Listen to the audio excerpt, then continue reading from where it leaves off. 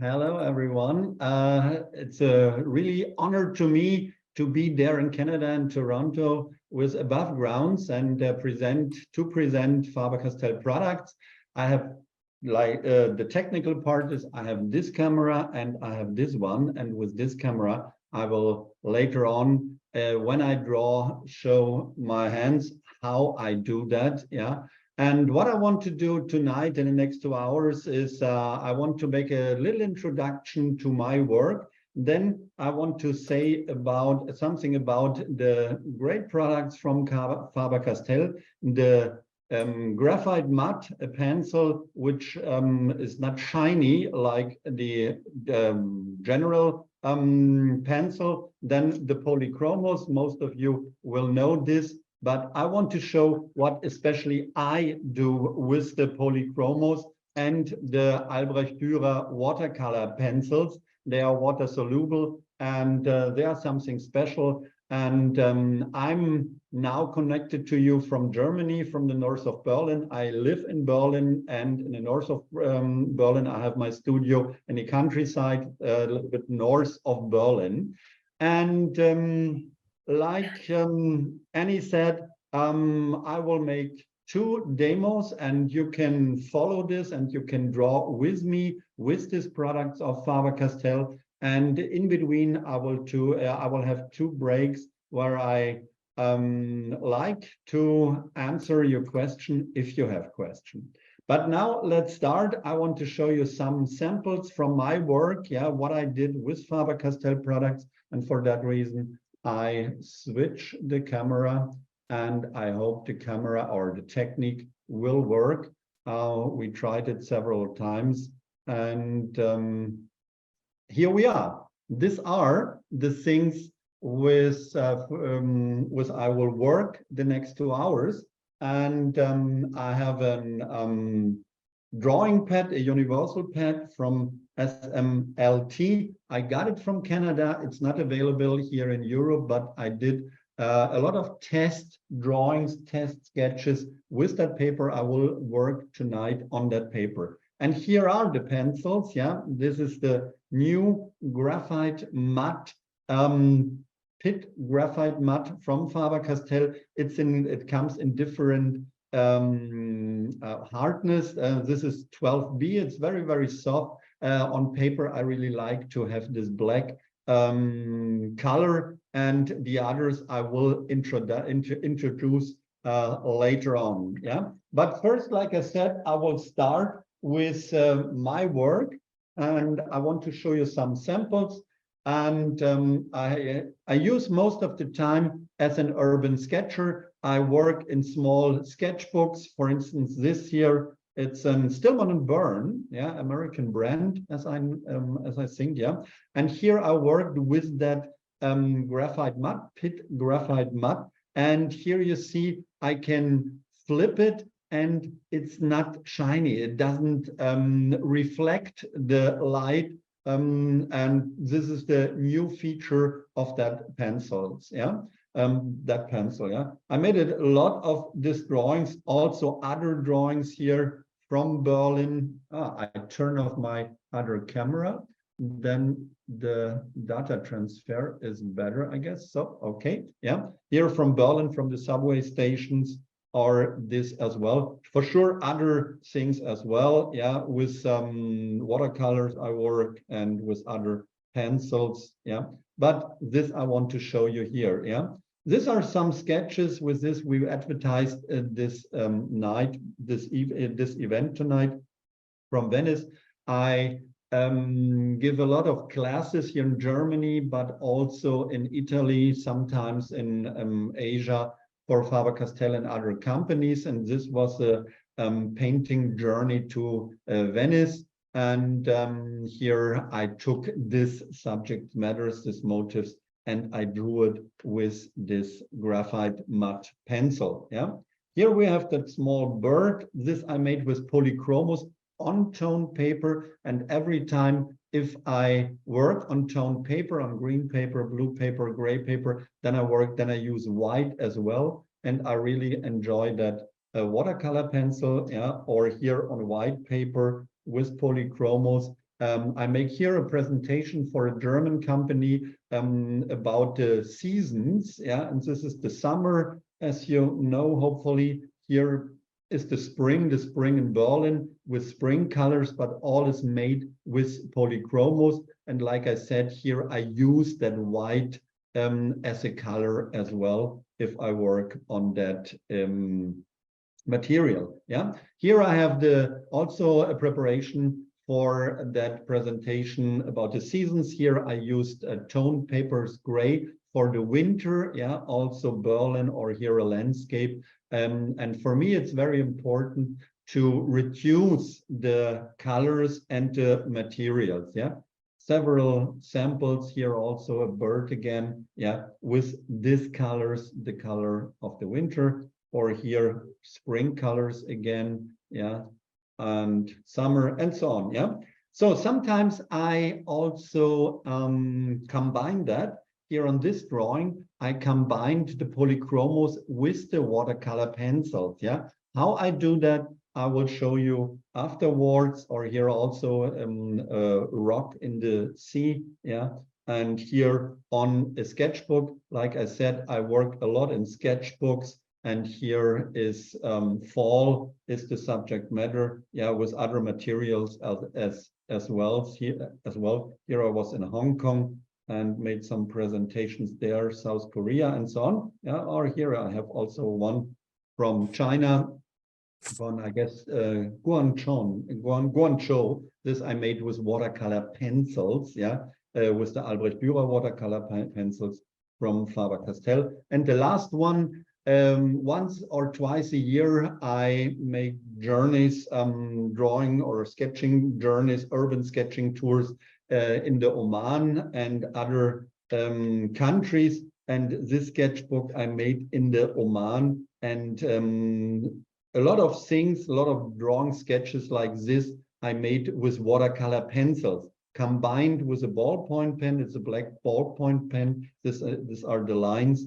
Or I made it just with the Albrecht Dürer watercolor pencils. For sure, also with watercolors, yeah, and the brush pen, the water brush as well. This also watercolor pencils combined with the thin line of a ballpoint pen. Okay. These were the samples from my work, and now I want to show you what I do with the materials. Yeah, and we start with the graphite matte. And first, I want to show you just what's possible. Yeah, before we make it, before we sketch, like here. Drawing from the seaside. Yeah, I made it on a Baltic Sea in the last year, last fall it was. Yeah, there was with my wife there. But how we do that, this I make and show later. First, I want to show you the opportunities that I use. As you see, I'm a left-hand guy, and I really like it to flip the sketchbook or the paper, that this binding not disturb my drawing. And I also like it to draw from here to there, then I don't overlap my sketch. Okay, with the pencil, with the sharp pencil, you can draw just lines, yeah, but you can also draw these bigger lines, yeah, these bigger arcs, yeah. So this is possible with the pencil. And with the pencil, yeah, with the straight pencil, it's also possible to erase that. Yeah, that's very important for me. Later on, I will show you how I set highlights with the eraser. Yeah, and the eraser I see not just for as a tool for correcting. With the eraser, I also draw. Yeah, you draw, or you are able to draw with the eraser, not from light to dark as you do that with the brush, but you are able to draw from dark to light. Yeah, so if you think, or if you keep in mind that the eraser is a white pencil, yeah, then you have more opportunities. If I make it a little bit more clear, then here appears a figure, yeah, just a simple example. So yeah, this is possible. And later on, I will show you this more detailed like this. This highlights here I made with the eraser, yeah? And this is only possible with the pencil. This is not possible with the fine liner or marker, but with the eraser. And like I did it here already, what's also possible with the pencil is to smudge, yeah? To make soft edges with your finger, yeah? And so you have a really soft, really soft opportunity to make here not hard contrast like with a marker. With a marker, you only can say yes or no. Yeah. Exception is this is a watercolor marker. You can make it wet. Yeah. But here with a pencil, first what you can make, you can also make by pressure dark or light colors or values. Yeah. So this is also the opportunity of that pencil compared to a marker or to a fine liner. Yeah. There it's dark or whether not. Yeah. So this is possible. And you see always on the pencil if it works. Yeah. You see it. You don't see if you don't try it, the marker, is it full or empty? Yeah. Does it work or not? Yeah. Here you see it because of the length. Yeah. But you have to make it sharp. I sharp it with a sharper, not with a knife. Yeah. But there is a small trick. You can keep it sharp, more or less. Yeah. If you draw, then the top becomes bigger. Yeah. But if you turn it, I turn it in my fingers during sketching, yeah, then you keep it sharp and you keep the line very thin, yeah, if you draw long lines. This is a trick that I use when I use the pencil. But like I said, yeah, if I use this new graphite matte, so, and this is a special kind of graphite, yeah, there's nothing else in, and this is a Castell 9000. That's the very common Faber-Castell pencil, yeah. And there I will see if I will see if I can show you what I mean, yeah. And if I keep it in light, yeah, you see here it's dark. Both are dark, yeah. But if you turn it, yeah, sometimes you don't see that, yeah. This is very important if you take a photo as an urban sketcher from your drawing, that it not reflects, or if you scan it or you do other things with that. So, okay, this was the graphite matte, yeah. First, thick lines, broad lines, yeah. Second, erasing, yeah. Then smudge it. Third, yeah. Then turn, or you make light and dark by pressure, yeah.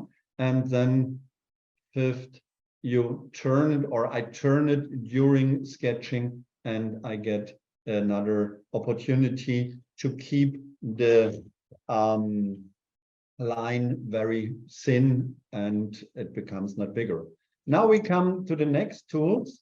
I choose this 4 Polychromos, yeah, and I didn't want to show or choose more. Just to give you an idea, and I will work with that, and later on we will sketch this small daisy, I guess is the English expressions for that flowers. Yeah, I did that to prepare that. Yeah, and I made several different subject matters with that, but here I choose that with that colors to keep it simple. Yeah. I have that 4 here, and I keep it sharp as well with the sharper. And I want to show you also what's possible with that. The same, sure, you can do the same like here with thin and broad lines. Yeah, smudging is not possible so much, but what you can do is you can mix the colors. Yeah, you don't need that green. You can mix it by blue and yellow, and it becomes green. Yeah, as you know probably. But you can also use it like a pencil with very light and shiny values, and by pressure you make it really dark. And what I prefer when I choose the color is I choose, for instance, here I did it with the green, a light green, and to become it really powerful, yeah, really dark, I take the dark green. But both greens are warm greens, yeah. This is, I guess, May green, yeah, May green, and this is Chromedium green opaque, yeah, Chromoxydgrün matt, or stumpf in German, yeah. So this I do with other pencils as well. For instance, later on, or in addition, I show you this with the Albrecht Dürer pencils, yeah, and here is also light and dark. Later on, I tell you more, yeah. But what you can do else is, if you have, for instance, that blue here, yeah, and you have a color like let's say a sky with blue, and you want to have a yellow line in that, is it more or less not possible? But it becomes green because here it mix it, yeah, and then it becomes green. But what's possible, what I do is I take the green and I erase also this polychromo. See here, I make a white line, and if I fill the white line with the yellow is really bright, yeah, much more brighter than the other one. You see, one side, left side green, the other side yellow, yeah. This is possible, and don't forget that, yeah, it's very useful if you work with the polychromos. And the other thing is, like I said, I work here on that paper, and that paper is not really flat, it's kind of structured. But if you use the same one, I made the experience, like I said, it's also new for me. I made the experience that if you take, or if you use the back side, yeah, I just, whoops, 2 pages, I flip it, yeah. The back side here, that's not that rough, yeah. That's more, in watercolor paper, you say hot pressed, yeah. If I do it with the darkest one, you see here the structure on the front side. This is a little bit rough, and this is the back side. And you see here, you see, because it's a pencil, you have to move it that it becomes the color. Here it's more rough, and you see the holes, and here you have it more flat. So you can also use, if you use that paper, you can also use this one. This I would prefer to work on that paper and to get then this more closed structure compared to that rough one on the front page. Okay, and now we come as the third material beside the graphite matte, the polychromos. We come to the watercolor pencils, and also here I want to show you what I use and why I use these colors. Because here, these 4 colors I choose because these are my favorite colors. I use a lot of watercolor pencils. I wrote 2 books about water soluble pencils, yeah. Watercoloring with pencils is the English translation. And here I use a lot exactly this 4 pencils, yeah. And I want to tell you why. Unfortunately, it's not translated in English, yeah, but in German, and yeah, in German. This is just in German, yeah. And here I want to show you samples. I have white, yeah, as one colors, and 80% of my sketches and drawings I do with these 4 colors. This is white, This is burnt ochre, yeah, 187, and this is walnut brown, yeah. I take also burnt umber, is also good.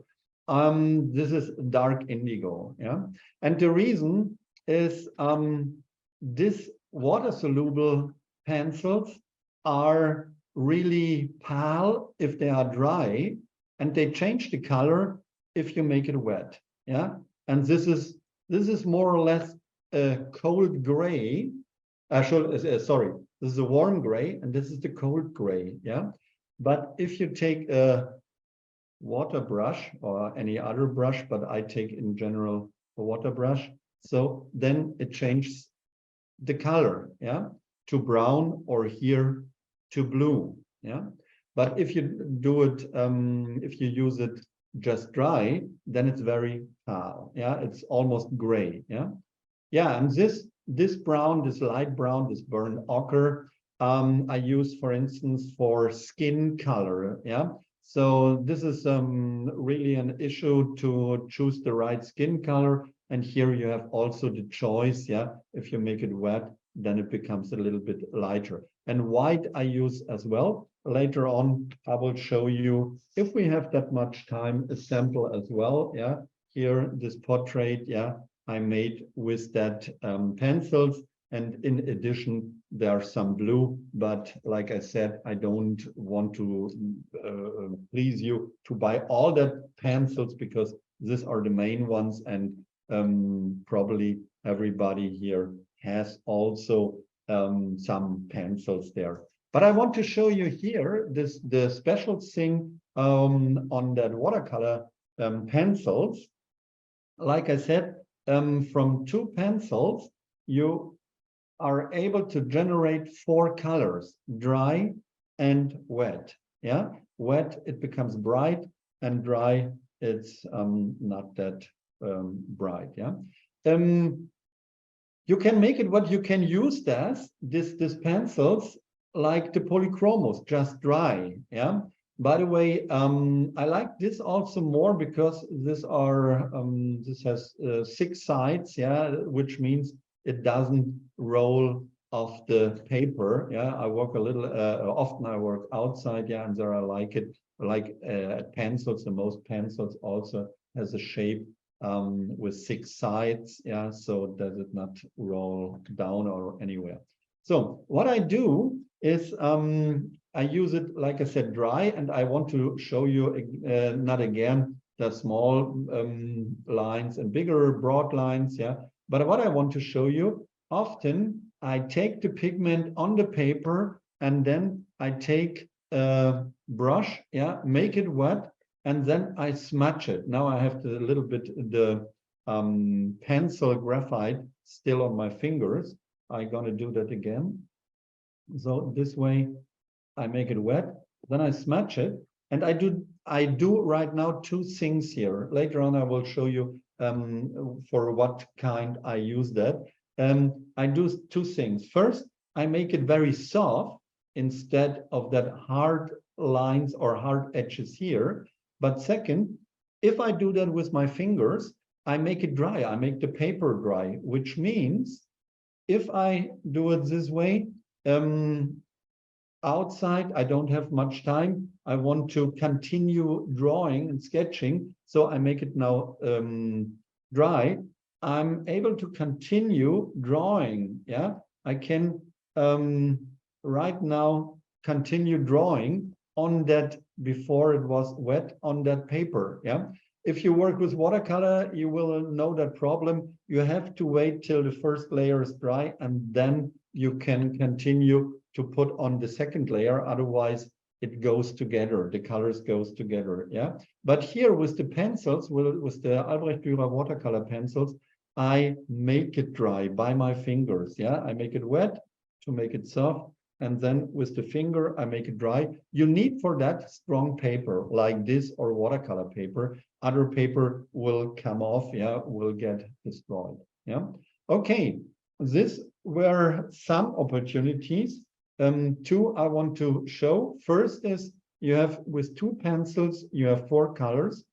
Second, you make it soft, make soft edges by smudging and put the water into the paper, make it dry. And the next is you're able to make splashes. Yeah, I use that a lot. Later on, I will show you. I make the pigment wet with the brush, and now I flip it here over, and here gets the small, nice splashes. Often they create a foreground. Yeah, this is possible with that. Yeah, with water color, you are able to do that as well. But here you have something where you can flip the brush to create that splashes. There are different kinds. Yeah, other splash would be, I will do it here, or we'll try it here, make it wet. Yeah, and then just let the water fall down here. This is another kind. Yeah, but it's the same, that you take the color off, and it's not possible to do that with the polychromos because they are not water soluble. Yeah, but with that, and because they're water soluble, you can correct them just by water and this paper. Yeah, you can now make it wet, take the color off, and take the paper, and here is the light. It's like erasing with paper. Yeah, this is possible with the watercolor pencils, with the Albrecht Dürer watercolor pencils. Okay, these are the tools, these are the techniques that I use. Yeah, that I use if I work with that. And now I want to do 2 sketches. Here I have a photo of one. No, sorry, one I forgot, with the watercolor or the polychromos or the pencils. These are all dry materials, and like I said, they just make structures and lines if you move it. Not like this. Yeah, this tool, this marker, for instance, or another fine liner, you can just make dots by this, because here is water in the pen, yeah, or in the pencil. But here it doesn't happen. It happened only if you move it on the paper, you know, this. And this is an opportunity. This makes possible that you take some structures. Like here, I have this box of this chocolate, German chocolate. You see here this structure, yeah, and you can transfer the structure like I did here with these pencils on the paper. I do it often and editing some extras to my drawing. Yeah, it's a German word Kinder. It's a Kinderschokolade, kids chocolate. Yeah, in English, kids. Yeah, but if I do that, I use also an eraser to erase more or less all what I don't need on pigments. I erase, yeah, so it becomes more clear, the structures, this way. And I take the pencil and color it a little bit more. So the structure where I took it from could be another. In some books they have this imprint, this structure, and or on some signs, yeah. And I do it this way. Maybe I find here some samples where I can show you other things what I did there with that trick. But what you need is, you need thin paper. Yeah, it's more difficult to do that on bigger or thicker paper. But here, for instance, this I made in the German town Hanover. Yeah, this was on a cover in the street, and I made this word in editing of this drawing, like I did it here with this small thing. Yeah, or here Blüten, flowers. Yeah, here I made the same. And like you see here, I erased it. Yeah, I just, this is also structured watercolor paper where I was working on this. Yeah, but it's a nice feature to have not just a drawing, not just a sketch. Yeah, I do stamps on that and even this things to make my sketch more interesting. Here I did it with that. Okay, but this it should be. Now let's start real subject matter. And as you know, probably here's a small contest. Yeah, later on, please post your results in the social media and hashtag that with above ground, and then you will maybe with some luck win a set of pencils, yeah, from Faber-Castell. I sharpen my brush, and now I want to show you how I draw from this photo, this landscape with this Pitt graphite matte pencil. Like I said, this is 12B, yeah, B like black, yeah, it's a very soft pencil. And here I use very soft pencils because here you are able to create very good, this really darks here, like I have it here. Yeah, I keep that small photo here, and I'm gonna show you how it appears here on the paper. And I take the front page, yeah, not the back, not the I take the little bit rougher front page here. And the first what I do when I draw is I make a small square. This is the center of my drawing. This you can see on a lot of my drawings. If you follow me on Instagram, for instance, there you see I don't go till to the edges.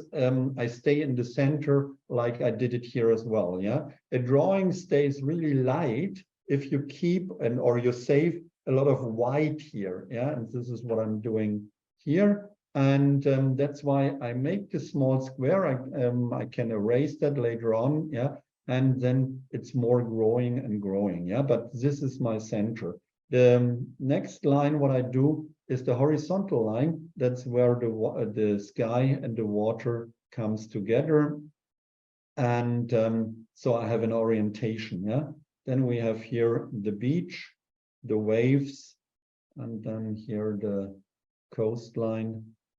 So, and some rocks in here. So, yeah. And it becomes a little bit bigger. I go already outside here, yeah. And I have the structure, yeah. Later on, I will add some persons, but I try to do it not too fast, yeah, that you can follow me, yeah, that you can do it together with me. And like I said, with this pencil, it's possible to make lights and darks, yeah. I take some graphite on the white paper to have a kind of resort of that graphite. And now I smudge it, yeah. I make it soft, yeah, to create here a little bit darker underground, yeah. Like I said, the white things like this, you can create only if you have darks by side, yeah. White is not the white pencil, white is the white paper that we create. Maybe I show you some tricks to create deepness in your drawing, in your sketch, yeah. What I'm doing here, I show it here, very simple. If you create a foreground dark and then it becomes lighter, then you create deepness, yeah. Here it has to be dark and then light. And at the sky, here it has to be dark, and if it's far away, it becomes lighter, yeah. If you make all the same color, like this, and this, or value, this is just a value, no color. See, that's flat, yeah. But it becomes dark if it is light, dark, or much contrasts in the foreground and really light in the background. Yeah, and with the sky is the same. Yeah, here above it's dark, and here down on a horizon it's light. Yeah, that creates darkness. And this I do a little bit. Here is, you see, here is this dark light. Yeah, and this way I create deepness in my small sketch here. Yeah. Okay. Okay, we have here something, some dark stuff from the sea ground comes out of. So here, like you see it here, it's there. And I go out of my center, yeah, and I start to erase also a little bit the lines, the vertical lines I take away, because now I have my shape, the shape of my drawing, so I can take this helping lines away. Yeah, and I make it here a little bit bigger, the coastline.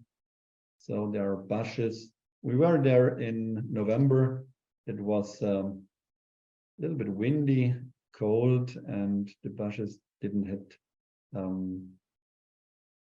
leaves, no foliage, and you see the dark branches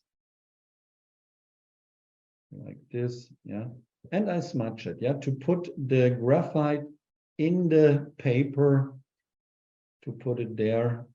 And the good thing is, on the pencil, if you do it this way, you can go forth and back. Yeah, you draw, like I said, in general, from light to dark, from white to black, but it's also possible to do it backwards, from dark to light. Yeah, most of the time I do it later. First I put the darks in here, and later on I set the lights. Yeah, I leave it there.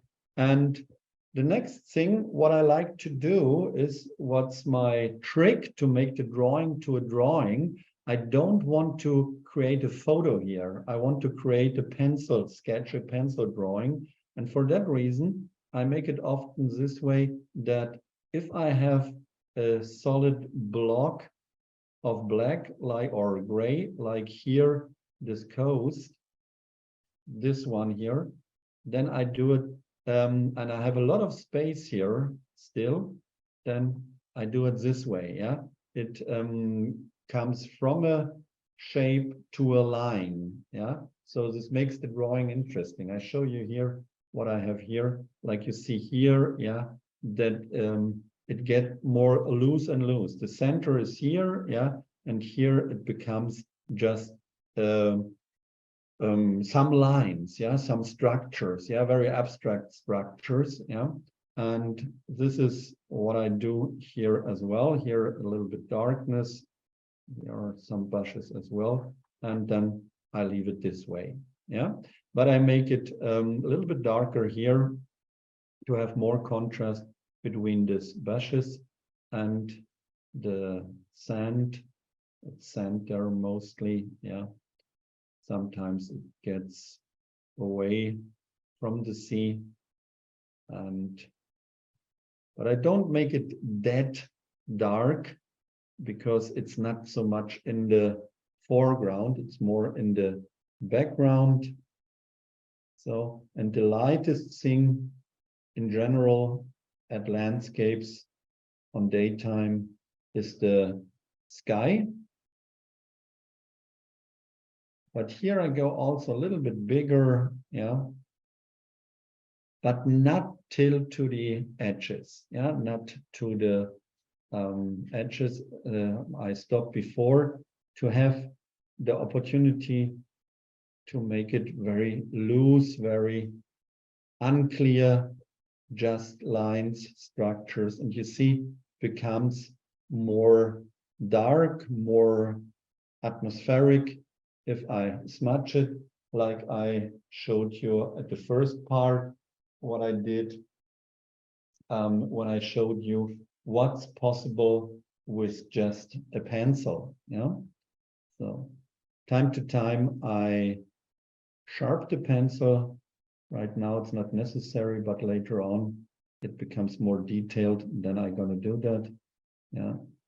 So here the rocks in the sea, and also there it's that way light comes always from above, which means that if we have a rock here, I make it just a simple rock to show what I do here in a more complex situation. Then here it's light, so, and there it's dark. Yeah, light, dark. Yeah, not just in the middle, but the light comes from above.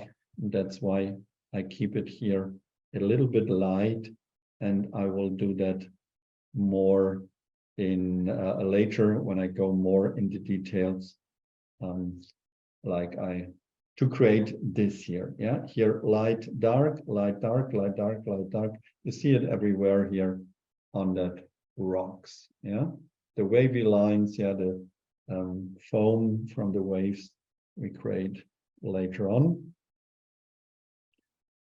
And here on this black stuff, this grass, or what it is, from the sea, from inside the sea, it becomes more detailed and more dark, or important is more contrasts in the foreground. Yeah, in the background, it's more light.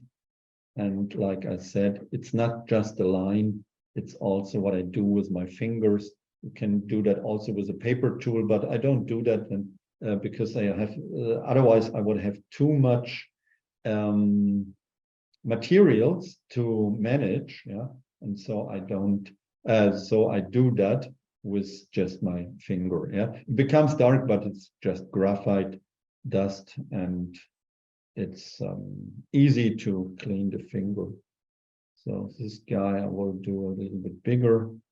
They overlap, so with overlapping, one in the back, one in the front, a little bit, then it becomes more three-dimensional by overlapping that stones. Yeah, but more or less I do that what I see here on the photo. The good thing on sketching and drawing is I can change that. Yeah, I don't have to do that one by one from a photo, because if I'm outside on the coast in the landscape, then it's changing all the time, not the rocks, but the people. For instance, if I do urban sketching in the towns, yeah, and I have to decide what's a good positions of person, what's a typical position. This is much more important than in which position are the people right now in that moment when I try to sketch them. Yeah, that's not that important. At least not for me. All what I say, it's my opinion. Other sketchers, other persons will see it maybe in another kind, but for me, it's that case. So now I put some lights, some highlights in here.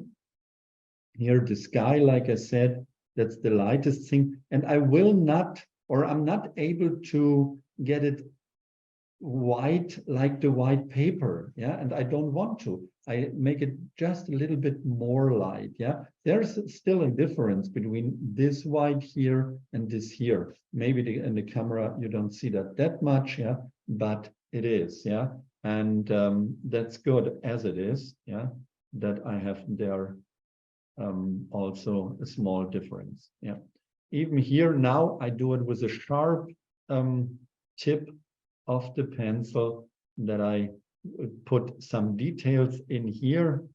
Yeah, and trees like this, or bushes, they grow in general this way. Yeah, so then there is the foliage and so on. Yeah, that's why if I do it abstract, I do lines like this. Yeah, vertical, not horizontal, not this way. This is more the sign of water. This is the or the direction of water. This is the direction of trees, and that's why I go this way. Yeah. So, and it's a rough weather with wind, so I use more rough structures, not too much details, because the details, they I become with the people. We are interested, if we see people, if we see human beings, we look at them, yeah, and we know the size of them, yeah. And so if we have here two persons, and the photos, they are also two persons, yeah, then we get an idea, what is that? What size has that rock or that beach, or is it a beach, yeah? This explains the figure, yeah. And I put it now in there. So maybe a small crash course in drawing people, yeah. One of my sentences in my classes is people are carrots, yeah. This is a carrot, so yeah, with the green stuff cut off there, yeah. And if you draw the shape of the carrot, and you change a little bit, for instance, of these two gaps here, and it becomes two roots, then your fantasy cannot, or your fantasy believes it's not anymore a carrot, it's a human being, yeah? But it's the shape of the carrot. And nothing else I'm gonna do here. So the carrot, people, and it's like a silhouette, just black, and we get an idea about the dimension, and it makes the sketch alive. And the important thing is that we human beings, we don't do things by ourselves alone. We don't like that. We like to do it like we do it tonight, to do it together, yeah. And that's why I put in here, this is one reason, to put a second person, the couple who are going there. And if you are on the beach, you are looking for stones and shells and other things, what you find, yeah. And for that reason, you look down, you put your body down, yeah. And if I put this shape here in connection with the other shape, yeah, then this shape becomes a human being, yeah. So the same size of the legs, yeah, the body here, and here is the arm. And because of the environment, you believe there is somebody else, yeah, but he is taking something from the ground, yeah, this way. I could put it more in the camera like that, yeah. Okay, so we continue, we put it there, yeah. I continue with the stones, with the sea. Here a little bit more dark, but the stones are much darker than the sea. So, and with this pencil, with this 12B pencils, that's why I choose it. It's possible to make really light areas, but also easily dark areas, yeah. Now I erase the lights here, like I showed you at the beginning of the demo. I work with the eraser as a white pencil, yeah. And white appears if you put dark beside them. So, and now the stones becomes the highlight, because the sea around it, I make a little bit, just a little bit darker, yeah. So, and here the shape, so with a line, and I can do that with a really sharp pencil, even on that more or less rough paper, yeah, doesn't matter. So here darkness. So, and now I put highlights, or no, details from the waves, yeah. Here the waves, the white waves here, or here the foam. This I put now on the drawing. So this is the shape of the foam, and now I take the white on that, and underneath the waves is some shadow. Yeah, it's like a piece of paper. Maybe I can show it here. If you take a piece of paper and you flip it, yeah, make it to a roll, yeah, then here is the highlight, that's the foam, and underneath is the darkness here. Here's the dark, yeah, here is the darkness, and with the wave it's the same. The wave is rolling, here is the light, there is the darkness, yeah. And this is what I'm thinking about when I draw these shapes, yeah. So here, like that. So, and another one. This is just flat, yeah. It's not like a roll. So like this, and here by side the stones, and I cover, or I decide what's the shape of that white, and I draw it with the pencil, and then I take the eraser and put the white into this shape, what I drew before, yeah. Here also a little bit white, but in the back it becomes, for sure, it becomes smaller, and it becomes not that much contrast. That's why I put here more graphite in the foreground to create foreground and background, like I said, yeah. Here is the most contrast. I didn't want to say the most darkness, yeah, that's very easy, but dark and light, here are the most contrast. In the back, there is less contrast, yeah, like this, here. So, and now more details. Here is some of this grass. You see here the single lines, yeah, maybe some small stones here, just dots. The drawing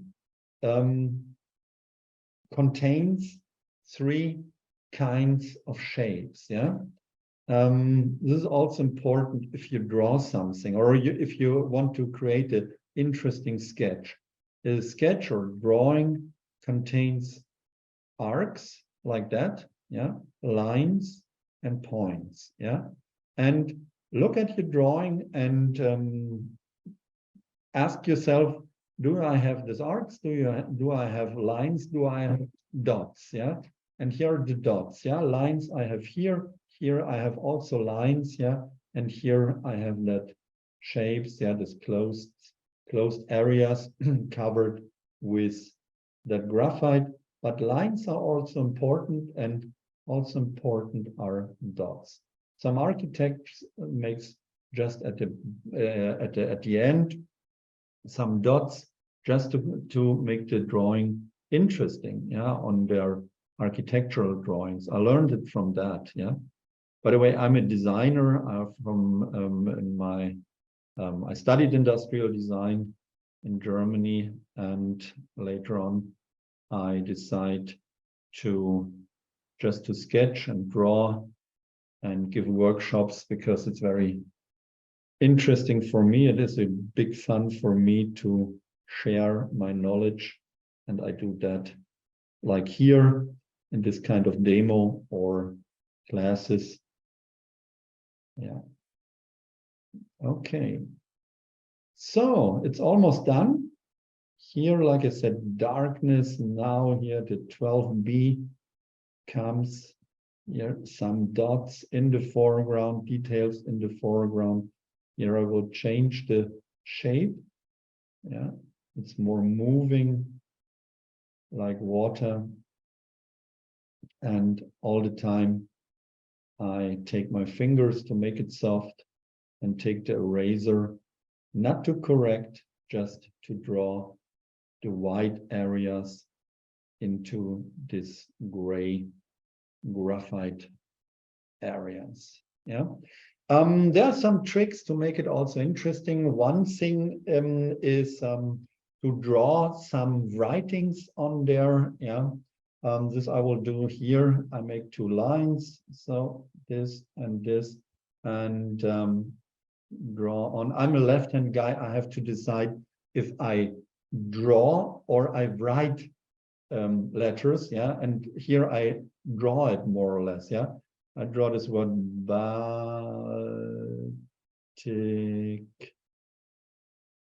Sea. So, yeah. And we have now, let's take the date from the day, March 31, 2033. Yeah. So, a little bit unclear. And another trick to make that much more interesting, here I have all the soft covers or the soft edges. Yeah, it goes very soft. I take one harder. I did that. I framed that. I did that here as well. See here, I put a frame on that. Yeah, and it makes just the drawing more interesting. And it keeps it away from the impression that's a photo. The drawing can more than, or has a special potential compared to the photo. Yeah, you can't do that by photo, or it's very difficult. Yeah, but you can do that with a sketch, with a drawing, and therefore I do that. Yeah, I put a frame on this. Yeah, so, but not for the whole drawing, just frame the sky. So, and here the trees, the bushes goes over the frame like this. And now I turn the pencil, like I said, to keep the line very thin. Yeah, if I would do that without turning the pencil, then the line would become broad. But I don't want to do that. I want to avoid that. That's why I turn it. So, and here some lines, like I said, on the edge, it gets very loose. Yeah. So, and that's it. Okay. That was what the Pitt graphite matte can do. Yeah, just a eraser, a sharper, and a pencil and a piece of paper. That's possible, and I really enjoy that, to do that this simple way. Yeah, I will keep my finger now, or I put my I make my finger a little bit clear for the next thing. But now I'm gonna switch the camera and would like to answer your question if you have some question. So, and here we are. Yes, so there are 2 questions from the chat that I'll tell you, and then for everyone else, feel free to unmute yourself to ask your questions. So the first question is about Pitt graphite matte pencils. Do they only come in the B degree? As I know, they have HB. It starts with HB, I guess. Yeah, that's pretty hard. Yeah, with straight pencils, like let's say the Castell 9000, they have 6H. That's the hardest. Yeah, but this comes in a set. Maybe you will better, because I don't sell that. Yeah, but as I know, at least HB. But I like to use here this really soft one, because I have the experience compared to the Castell 9000, this classic pencil. You don't feel so much the difference in the hardness. Yeah, so there is not that much difference between 2B and 4B, 6B, and so on. Yeah, and that's why here I take the softest one. Yeah, to create very fast, really dark lines. That's a great answer. So the second question is, that just came in, what do you use as a fixative for your drawing? I don't use one. Like I said, most of the time I work in sketchbooks, yeah, and there you have the problem if the pencil is too soft, you smudge the other side, yeah, you transfer the sketch to the other side, yeah. But I can show you again drawings that I did with this graphite pencil, and you see this did without without fixing that, yeah, or spraying that or whatever, yeah, and I don't use it. And that's also the simple reason you have to care, take that with you, yeah, you have to be care about that, you have to have it, yeah, and that's why I decide if I take a classic pencil, I take only a 2B because there the graphite dust stays in general on the sketching paper, yeah. But I don't make big drawings, very clean drawings. See, this drawing is not that clean drawing, yeah.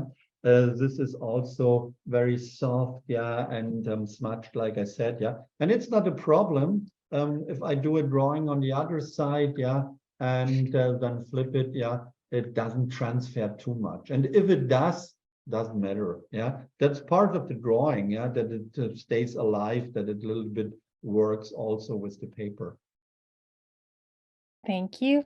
So Dave has had his hand raised for a bit. If you can unmute yourself. Sure. Dave, please turn on your microphone. Hi, Jens, nice to meet you. What's the eraser that's on your pencil?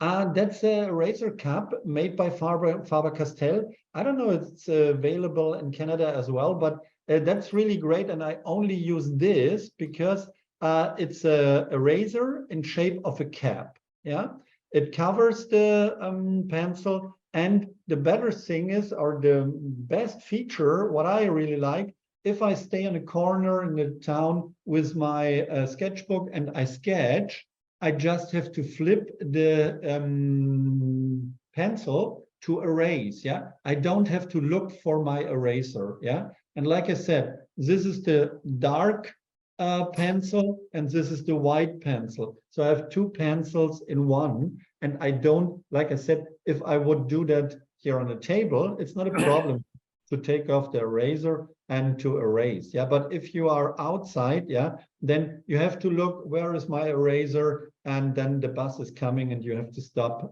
drawing. You cannot go very fast, yeah. It's an eraser cup. I guess I have it in a material list as well. It's grip, yeah, grip 2001 eraser cup eraser. That's the English expression for that. In the same idea, oh, I'm so sorry, Dave. In the same idea, some people are very curious about the sharpener you use. Yeah, I like also this sharpener it's also made by Faber-Castell, and exactly this. I have different ones. Yeah, I have, for instance, yeah, here's another one. This one is also one by Faber-Castell, but I like this one because it's very nice to keep that in your pocket. It doesn't have edges. But the good thing is, compared to the really small one, you can sharpen your pencil wherever you are because it keeps the rubbish. Yeah, so it's in there, and even in a coffee or on a table, you have to not to take something where you keep the spoons. What's the word? The wood in there. Yeah, that's why I really like this one. Yeah. This is good as well, but it's a little bit more edges on this, yeah. Yeah. Does anyone else have any questions? Well, I have one. Hello? Yeah. Yes, I guess these are excellent for design purposes because I'm an acrylic on canvas artist, and I used to like to design my paintings beforehand with the Laurentian pencil crayon system. Have you heard of those? I have them here in Canada. What's the question? Well, I guess these are excellent for just sheer design purposes because I'm really an acrylic artist, and sometimes you like to sketch out your plan of your painting first. I used to use the Laurentian pencil crayons. It's been a while though. Yeah, but I didn't, sorry, my English is a little lousy, but I didn't get the question. I know But you're doing, if you're doing something figurative, you're doing a scene of a sea and the rocks and what have you, and I'm totally objectless. You know, I work on acrylic on canvas, abstract type of art. if it's a question if I have a favorite subject matter or Yeah, what? subject matter, sure. Yeah. Oh, I got it now. Yeah. Yeah, I really like to sketch landscape. Like I said, if you go on my Instagram account, since in this year, April, I publish every day one sketch every day. Yeah. And if you see what I sketch there, mostly landscapes, yeah, from the countryside, from towns, yeah, not so much portraits, yeah. And what I also like to sketch are animals, yeah. But I'm from this design background. That's why also I love bicycles and motorbikes. Yeah, my motorbikes. So technical things are also architectural or urban sketches like architecture, for instance, as well. But not so much portraits. This is not my favorite. And then you could use it as a template or as a prototype and paint. Sure. That's what I was saying. Okay.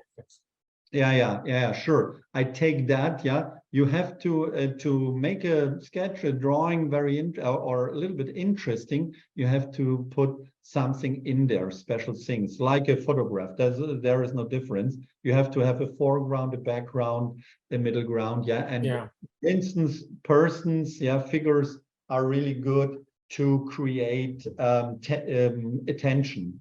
Yeah. And these are far superior to your typical pencil crayon, I guess we used to use. Okay, thank you. You're welcome. So if there's no more questions, I will ask you to keep them for the next break, and because we're on a tight schedule. So please feel free to continue, Jens. Okay, great. Yeah, I hope you had fun with that first exercise, with that first demo. Now I like to continue with the Polychromos and the watercolor pencils. And for that reason, I clean up a little bit here my erasing mess, and then I switch the screen to my table here, and I explain a little bit what I want to do now with you. In the second part, yeah, this here are the daisies, I guess is the English word, yeah. And now it's springtime in Canada and Germany. That's great. And I would like to explain on that subject matter. Here is the photo. Yeah, I make it a little bit smaller that it stays here on that shape in the camera. I would like to draw that with you together. And by using like I said, the Polychromos 4 colors and the 4 colors of the Albrecht Dürer watercolor pencils. Yeah. Okay, but you see also here, like I did it here, I don't go to the edges. Yeah, here's the center, and the same is here. I don't go till to the end. So I will switch my other camera off. That, yeah, the data rate is okay. So, and like I did it on the first drawing, I would like to explain something about sketching and drawing as well. And like I said, I'm a designer, and as a designer, you learn how to simplify things, yeah. And if we have here these shapes of flowers, I want to show first how I create one of these flowers before I start to draw the whole thing. Yeah, I'm going to take here this light blue pencil, and the flower from above is just a circle and a smaller one as well. And then we have the different parts here.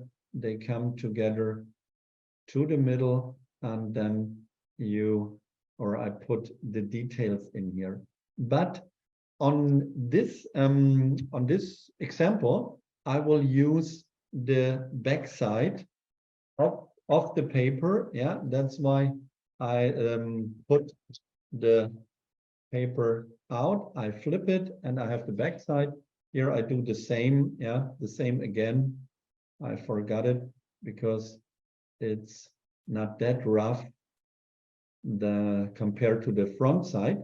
So, but the flower is more or less this, yeah. It's a very clear shape, but often we don't see it right from this position. We see it from the side, and then the arc, or not the arc, the circle becomes an oval, ellipse. And here we have also a flower, and the small parts, they come also into the middle. Yeah, very simple way to understand that flowers. And another thing, what is very important for my drawings is that I make a difference between man-made things, like here on this example, this houses, or this cranes here, yeah, or here the roofs of the houses. They are really straight lines, yeah. But in nature, you don't have that straight lines, yeah. Every tree, every leaf, every arm has a curvy line, yeah. Man-made things like that book, like the pencils, they exist because of that straight lines. We make the straight lines, yeah. But in nature, my finger, my arm, like here, or flower, yeah, there are no straight lines, yeah, that are curvy lines, like here, yeah. And that's the difference, and also this makes the drawing interesting, yeah. And if you see, like I said, my drawings, yeah, there are a lot of samples here. This tower is very straight, yeah, but the faces are not, yeah. Or here, yeah, the shape of the houses, yeah, just vertical lines and horizontal lines, but this palm tree here goes like an arc, kind of arc, yeah. So, but not a geometrical arc, yeah, like a wave, yeah, this way, yeah. Here the cars, there are some exceptions. The cars are also so powerful because they have this, they have an arc, yeah. But these dunes here, the sand, this is not, these are not straight lines or lines. They are from one point to the other, just a straight connection, yeah. And if we have flowers, yeah, then the flowers has also, or a tree, a trunk of a tree, yeah, goes this way, and this is a light pole or a fence or whatever. This is really straight, yeah. This is a difference, two kind of lines, yeah. There are some exceptions, but in general, I think about that when I draw, yeah. So now let's start. And because it's yeah, here on the photo you can see that it's a sunny day, yeah, blue sky, and that's why I start with the blue, with small blue lines, yeah. I create these shapes, and in the center of that goes the trunk of the flower, yeah, like this way, this, and more or less they are geometrical, yeah, because they are made from arcs, they are made from these lines. And we think, we human beings, we think in geometrical shapes, yeah. Then if we understand this, then we understand the world. And one just in front of, I look at that in front of, just this way, yeah. But in general, if we see here that meadow, then most of the flowers, they this we see from the side, yeah.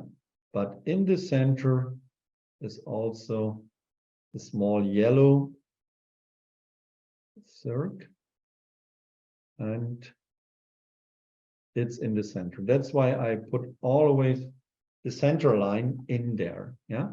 So, and now I decide where are the shapes, and now I put the sky on this. And like I said, I don't go till to the end of the paper.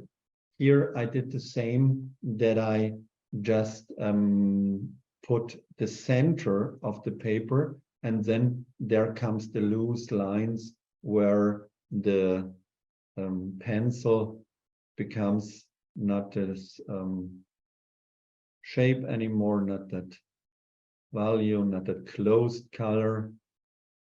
It becomes a line. Yeah. Now I take that for the blue sky, and here I also care about that here above it's much more, not much, but a little bit darker than here on the horizon. Yeah, we see. Yeah, here you can see as well as at the photo. Here it's light, and here it's dark, the sky. Yeah, and this I try to keep in mind. Doesn't matter if I see it on a photo, but this creates deepness. Yeah, this creates atmosphere in the sketch. This makes it three-dimensional, because the trick is we are surrounded by a three-dimensional environment, and we try to put that on the two-dimensional paper, and there are some tricks that this two-dimensional drawing becomes or gets a third dimension. Okay, now I started here as well, very light with the blue, and it became a little bit darker here on the upper part, and now comes the meadow, the green meadow. It's really dark, yeah, but I don't do it that dark. Now it becomes spring, and so we have light colors, and that's why I don't do that much dark in there. And here starts the meadow with the green, and like I said, with the pencil you can make sharp thin lines, but you also, if you keep it that way, yeah, this, then there you create more broad lines like this. And here I arrange the sky and the ground. Yeah, where's the line? Where's the horizontal line? Yeah, this I put now on the paper, and I try to avoid to go to the edges. Yeah, and by the way, I also try to create an interesting shape. It shouldn't be a square or a rectangle. See here, this shape here, it becomes a line or a shape. It goes from down to up. Yeah, and we look at drawings from left to right, like we read books. Yeah, from left to right, and that's why it becomes an optimistical shape. Yeah, that it goes up. Yeah. And this I try to create here as well, and I have enough space. Now I have this landscape, this square, this landscape shape. So it's this way, that it is more wide than high. But I also can create here this shape, this interesting shape. See, it's like a, yeah, like a water drop or something like that. Yeah, more or less. And now I become here a little bit darker. Yeah, here, like I said, if you push the pencil, make more pressure, take more pressure, then it becomes darker. The color becomes darker. And if you don't push it that much, it stays light. So, and the same here, if it is more in front of us in the foreground, then there is more darkness like this. Okay, and it becomes also lighter. So now to the details, like I showed you here. Now I divide these shapes into the small separate parts of the flower. And for that reason, I sharpen the pencil again. And like I said, I like these small sharpers that I can carry with me. Yeah, here, these are my pencils and what I use. Yeah, here the watercolor pencils. Here, there's the small watercolor box that I designed it by myself. Yeah, and others here, pencil and fountain pen. And here is the sharper. Yeah, I have it always with me, and it's small, but it keeps the wood what I cut off the pencil. And now I make the same what I did before. To the center, I put that lines in here. First straight lines, and later on they become curvy lines. Like I said, all things that is made by nature is not straight. It has a shape that's loose, that's kind of wavy, like this. Yeah. Here I put the details on, and the trick is for me by drawing in general that I just put some details in there. Some things, small things, often I draw very clear and very yes, detailed sometimes too, and the rest are just lines. Yeah, that's what I said. What's the difference between the photo and the drawing that I show? These are lines. This is made by a pencil. This is not a photo or this and so on. But sometimes, as some things here, they are made very detailed, and the fantasy of the persons who are looking at that, they really like that game. Yeah. Like that game that I show something just lines, but in their fantasy, these lines become grass or houses or whatever wherever I put their fantasy to. Yeah, just for instance, squares are or become then houses. Yeah. So, and now to the flowers. Yeah, they are yellow in the middle, and here dark because they're shadow, like I said, by the boulders there in the sea. The light comes from above. Here it's light, there it's dark. Dark, light, always the same. Yeah, it's not somehow it's always the same.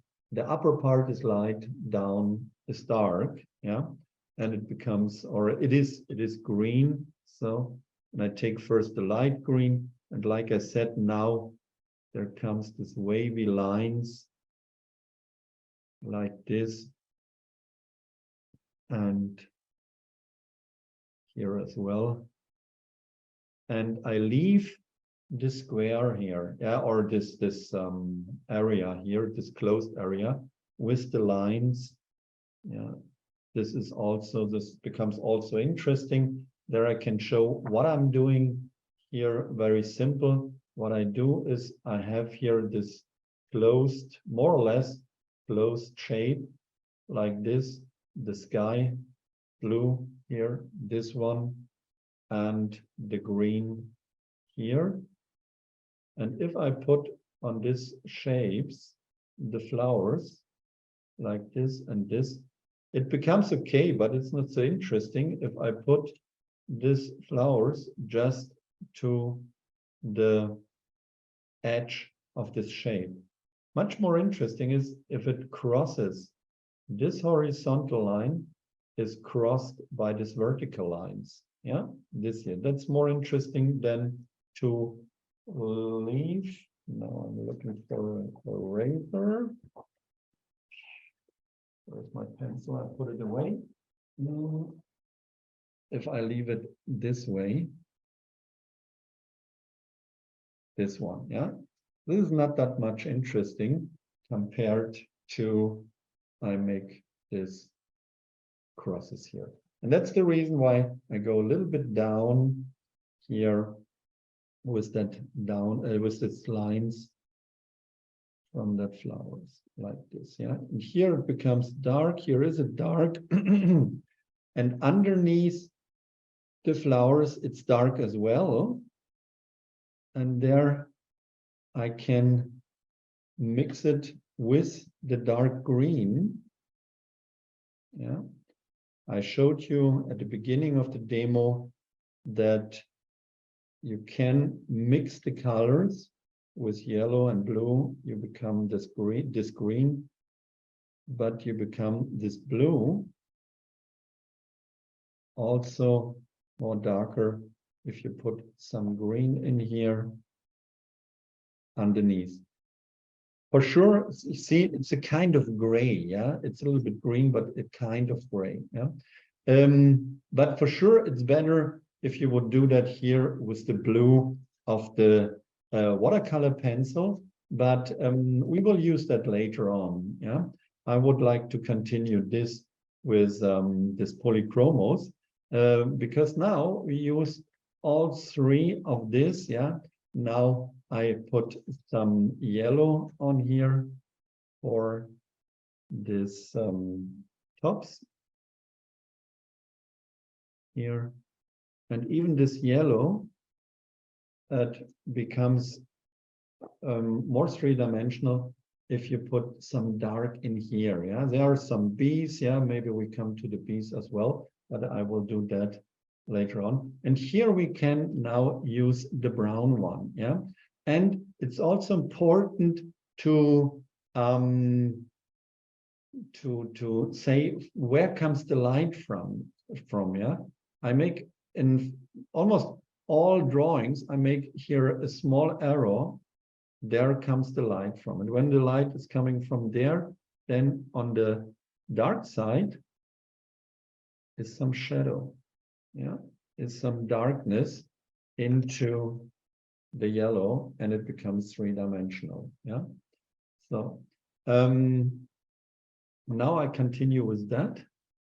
Yeah, that here the side, the shadow side of the flower is a little bit darker than the light side, and with this sharp edges of that dark blue, I create more details. Yeah, here is no details, but here you see, here comes the details. Not everything has to be detailed. Yeah, but some.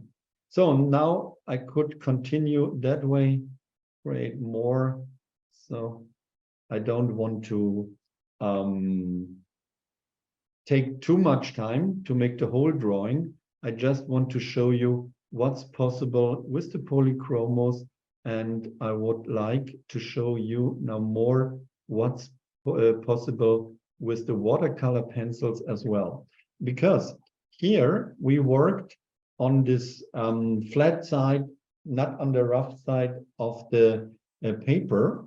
And I will stop that here now. Maybe I continue later, but I want to show you how I would work on the rough side. Yeah, if I would do the same on this rough side of the paper or watercolor paper, often it's a really tough paper, really good to work with. Yeah, because it's not that weak than sketching paper. It's also a little bit more expensive, but I love to work on watercolor paper. And watercolor paper most of the time comes with a rough surface, or cold pressed is a special expression for that, a cold pressed surface.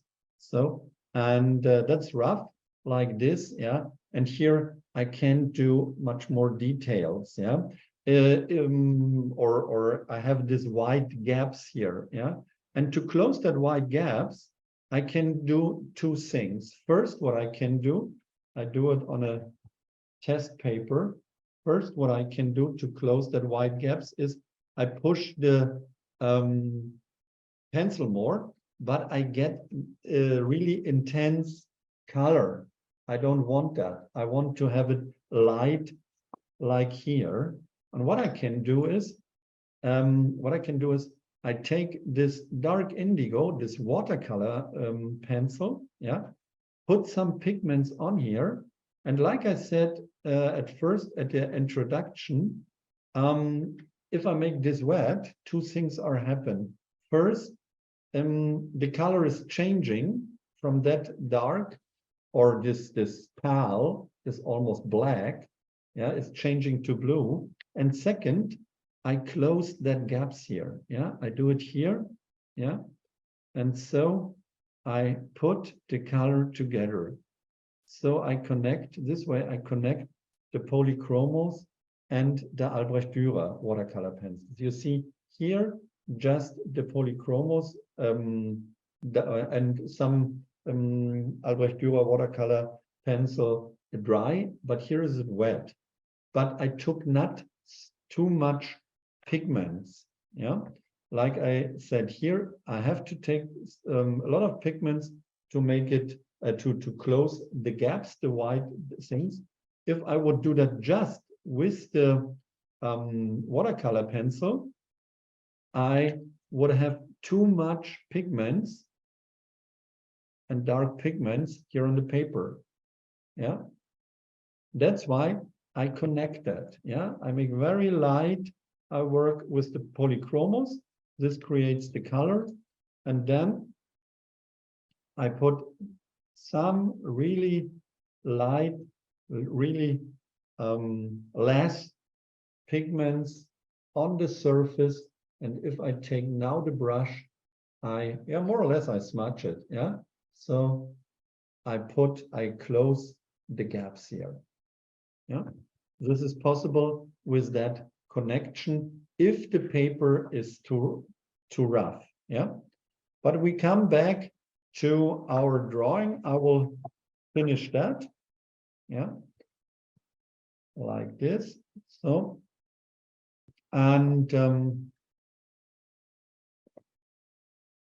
now I also take the light and the shadow. From here comes the light on the shadow side of the flowers. I make by side the light green, a dark line on this side is the right side where the shadows are, yeah.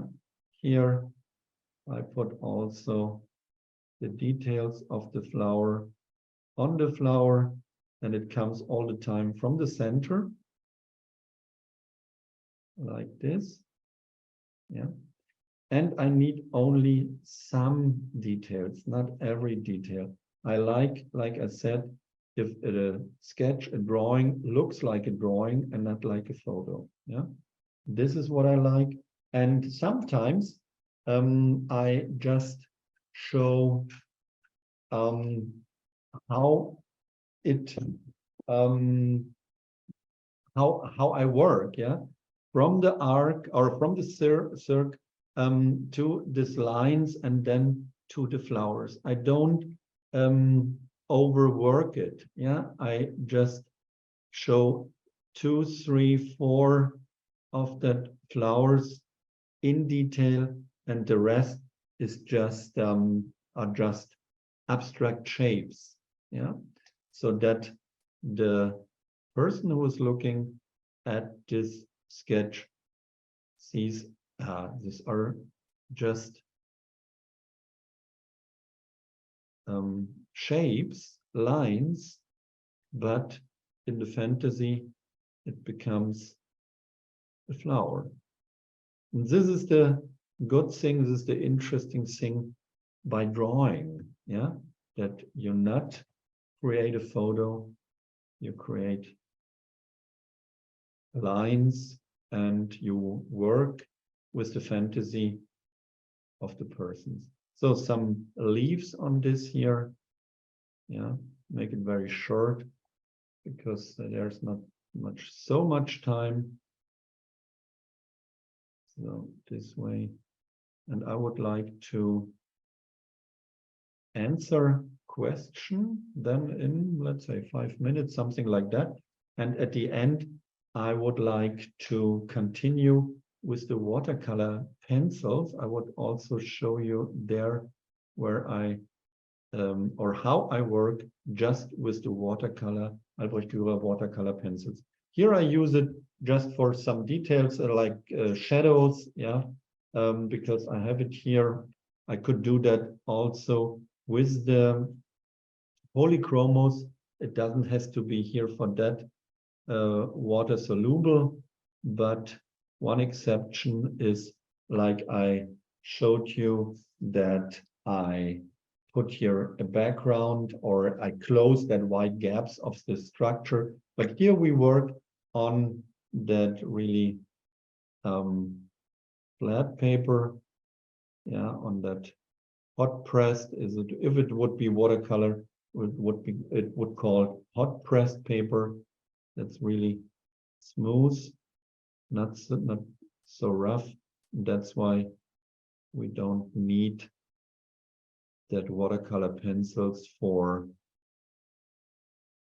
closing that. So some flowers here are some flowers, but some of them are still closed, and that it not becomes boring, I will put some closed flowers on here as well. I have now two opportunities. First, I have so much white space here. I could take a shape like this here, this closed flower, yeah.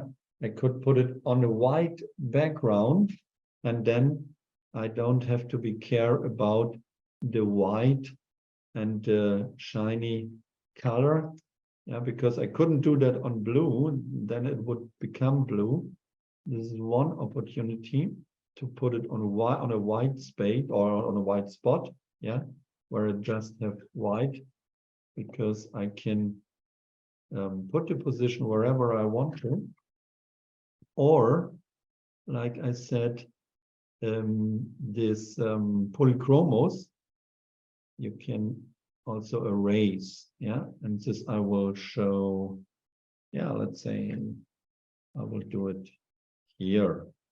Here I also create a spot where I erase the color and then put this closed flower on here, and the white point here appeared if I put the back, if I make it white as far as I can do that. And the second is I make the environment darker, yeah. White appears if you make the rest dark, then you see here it becomes white. But it doesn't become white by putting white on that paper. The paper is white. It becomes white by put a little bit more darkness around there. The same like with the pencil sketch, with the coastline. I create here more darkness, yeah? And now the details, the detail here is closed, and here the lines like grass and these flowers here. And like I said, the light comes from here, the light source, which means on a dark side it becomes darker, and then it is much more three-dimensional compared to the rest. So I would like now to put some loose lines on here, yeah, or here this arrow here made also with the polychromo. I can erase that like this. I could some bees in here, yeah, this. And what I did here, I also erased here, yeah. I just made white lines. They make the sketch more interesting, yeah. This I will do here, but first I put more darkness in here. And here, even if I work on that not that rough surface, I will put here also some watercolor pigments, watercolor pencil pigments on here to create not much more darkness, to close the gaps here, the whites, yeah. And for that reason, maybe you have seen I did it at this presentation as well. Often, if I'm on the street and I'm make urban sketches, then I don't have here the paper here to clean the pencil. I do it in my hand, yeah. And here I check also if here is color in there, whether or not, yeah. And comes water in there, and how much water comes in here. You will know that probably this is a water brush. Yeah, here's water in that compared, or maybe more or less the same like a fountain pen. Yeah, here is no ink, that's just water. But the good thing is you don't need glasses, a container to keep the water.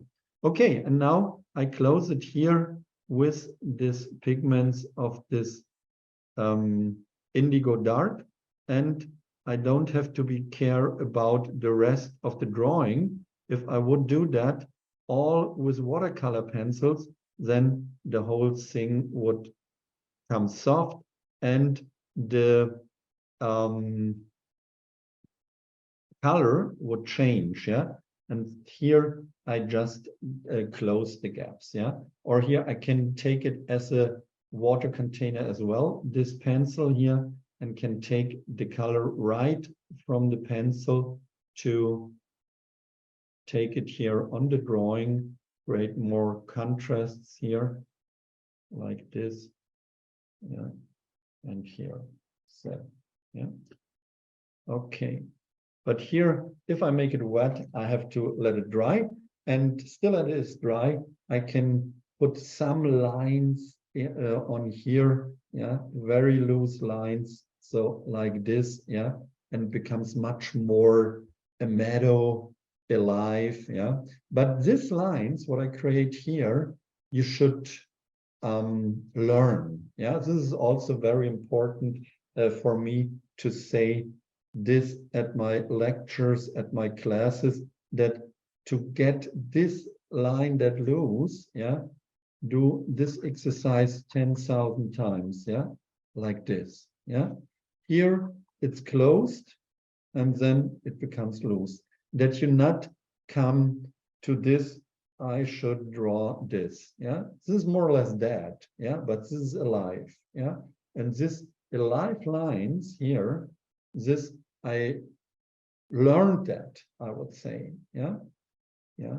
And the same now, it's still wet, and that's why I can't erase that, yeah. But I showed it here, yeah. If it's dry, then you even can draw white lines in there by using the eraser as a white pencil, yeah. But what you can do, and what I do to take it more alive, is also put here that blue lines very loose over the drawing. Like I said, then a drawing appears like a drawing. Okay, I would say now I answer question again, if there are some, and then at the end of this presentation, I would like to make a drawing just by watercolor pencils very fast to show also, also how I work with that 4 pencils. They are water soluble. But now I switch the screen and open the camera here. And oops. So, okay, here we are. And wait for a question. Yes, Leanne has a question. Can you name the colors you use for that drawing? Yeah, sure. I thought there is a material list with that numbers of the colors, isn't there? Oh, yes, there is. I can share yeah. it to you, Leanne, later. Exactly. Yeah, this would be the best. Then otherwise, I would waste the time by drawing down the numbers of the pencils. It's better you do it in a chat or you send it to the participants or whatever. Put it on your side of your shop or whatever. Yeah. Does Okay. anyone have any questions? You Yeah, feel free to unmute yourself.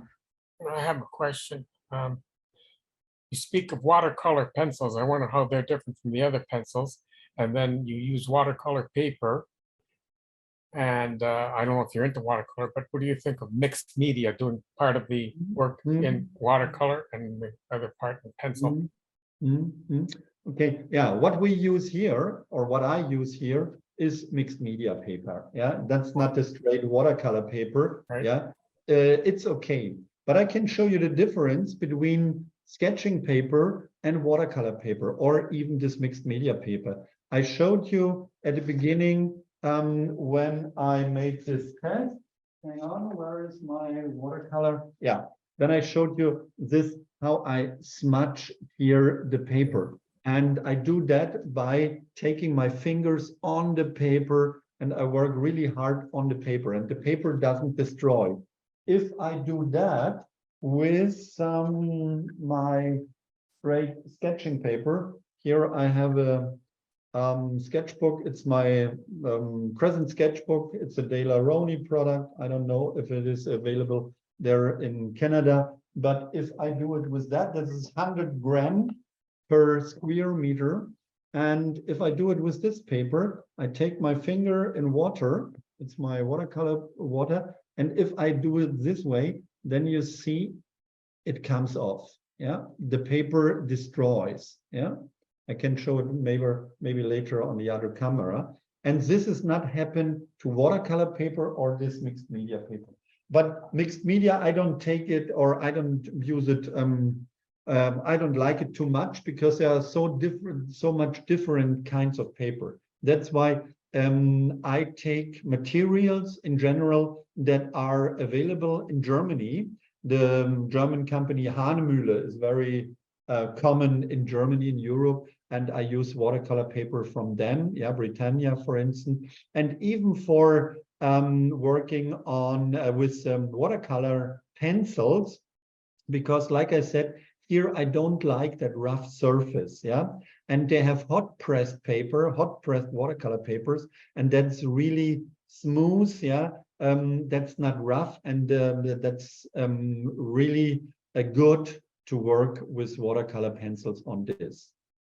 But this mixed media paper is good as well. So you could use the pencils and the watercolor on whatever paper is appropriate. No. Yeah. But what I don't do is I don't mix watercolor in pens with watercolor pencils. I use watercolor pencils for drawings like this, for instance, yeah.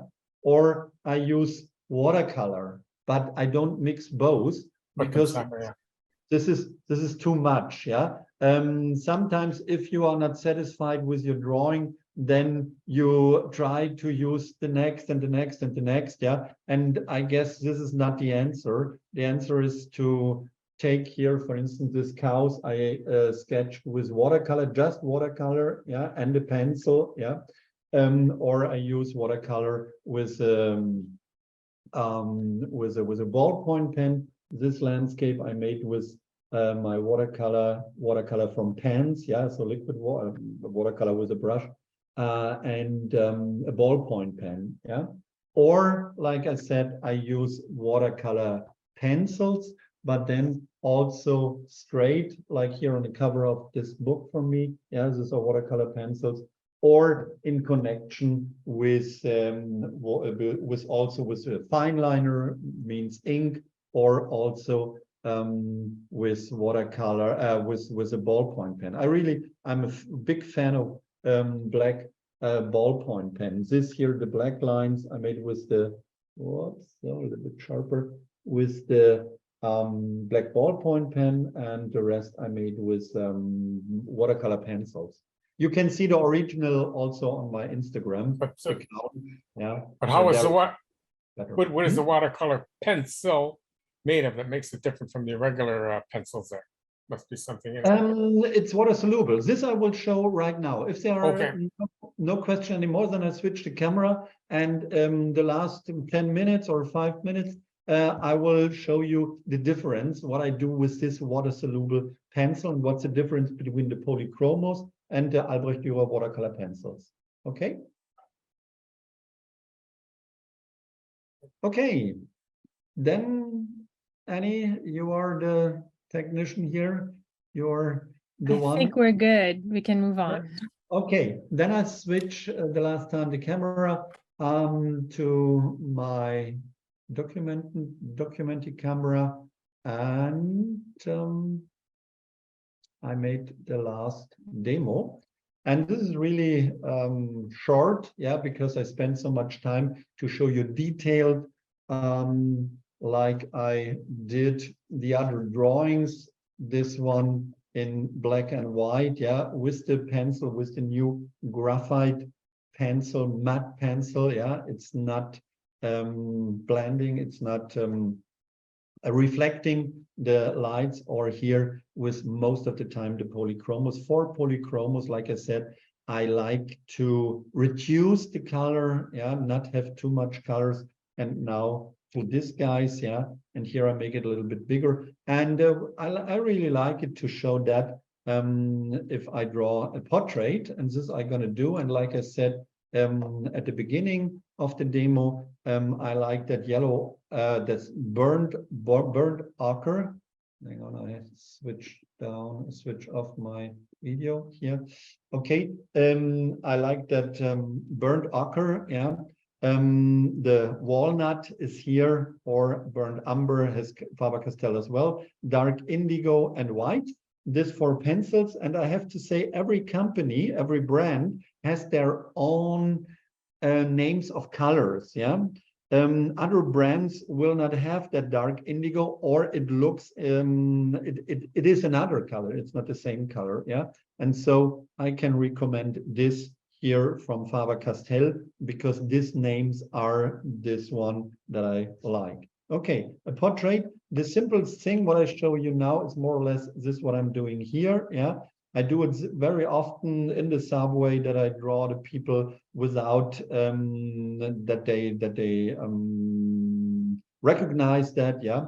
And I keep it simple as well, and that's why I draw the people straight from the side in the profile, or straight from in front of, yeah, the face, yeah. I guess here in this small book I have also some portraits from the subway, or here from the tram in Berlin, yeah. Here just right from the side, yeah. This also watercolor, or here just from the face here. I drew that from the TV, yeah. When I look at talk show or something, yeah, then I draw the people. But like I said, I try to simplify that. And if I draw people or faces from the side, then I create a shape. And with the watercolor pencils, that's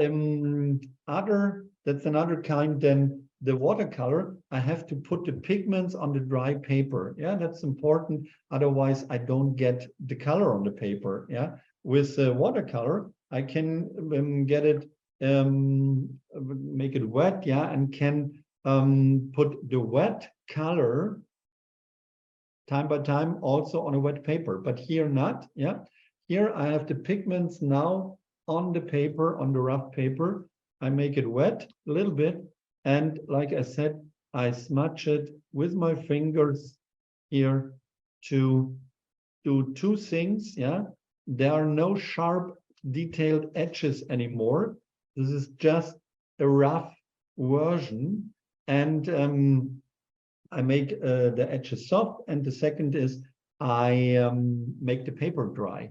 And this allows me to continue drawing, and this is the difference between the pencils and the watercolors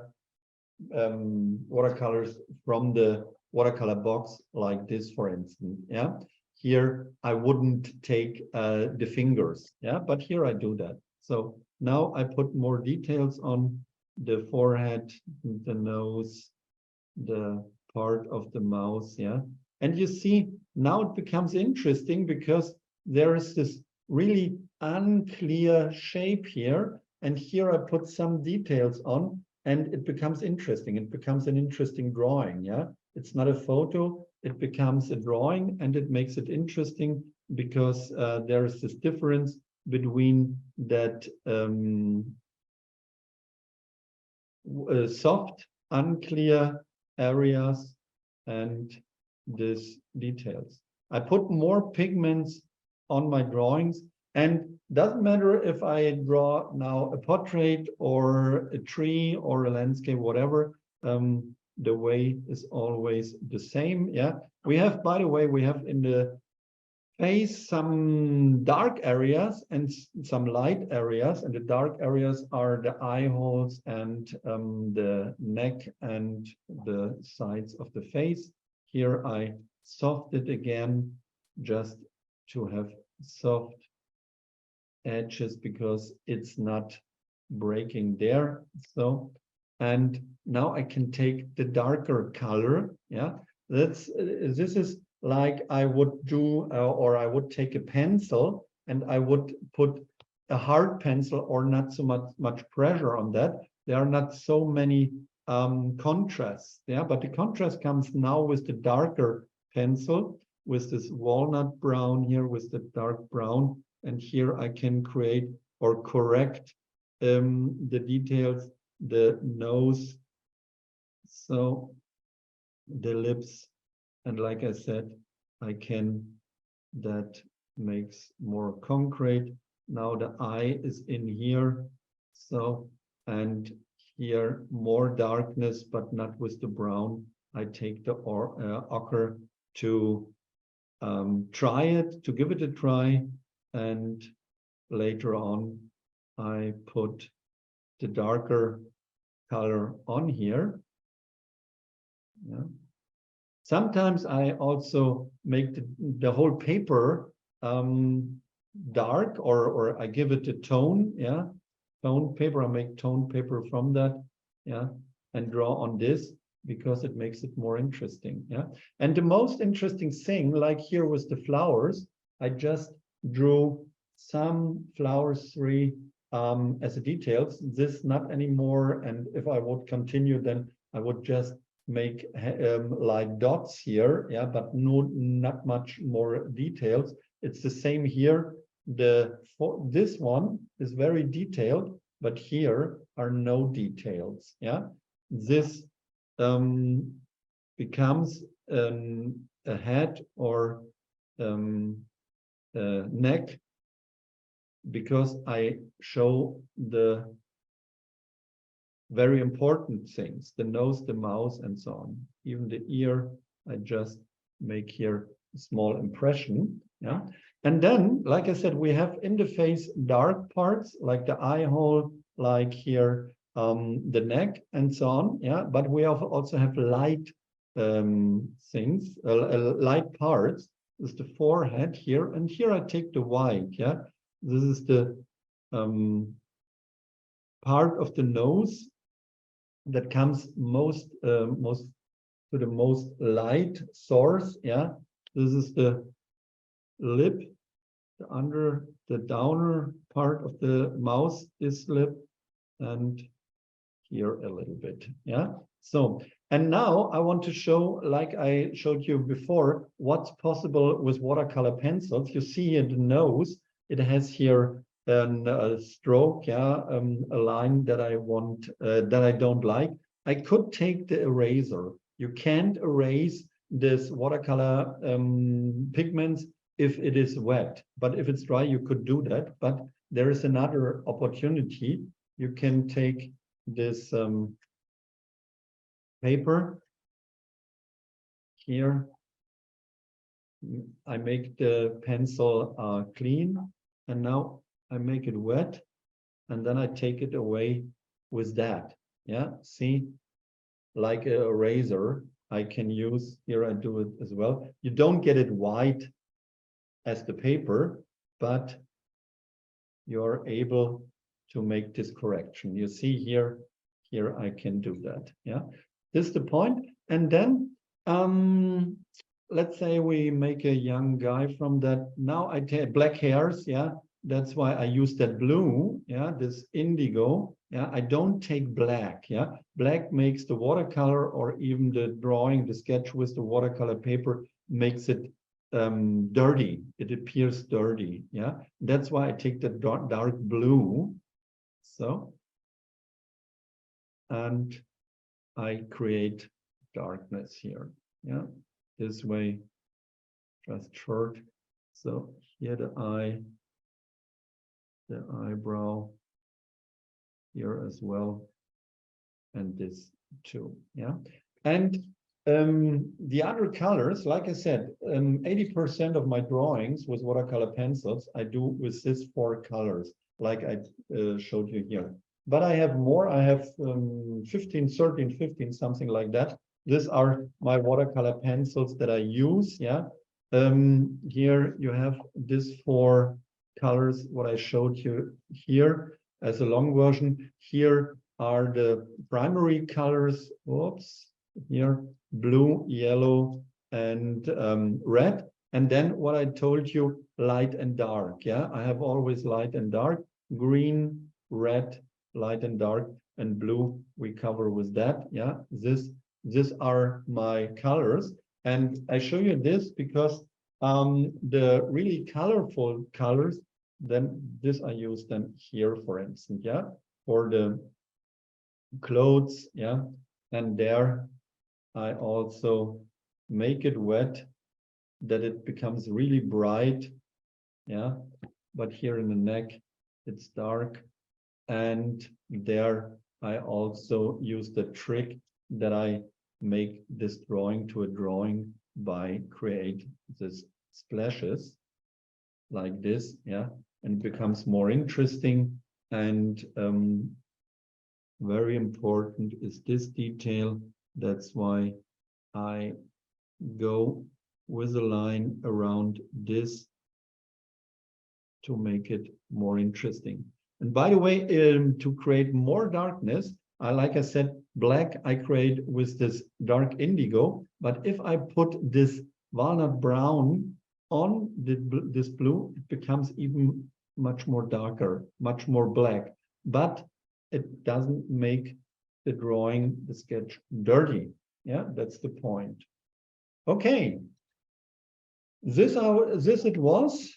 And yeah, I hope you enjoyed that. Yet now the last minutes I showed you how I work with watercolor sketches in detail.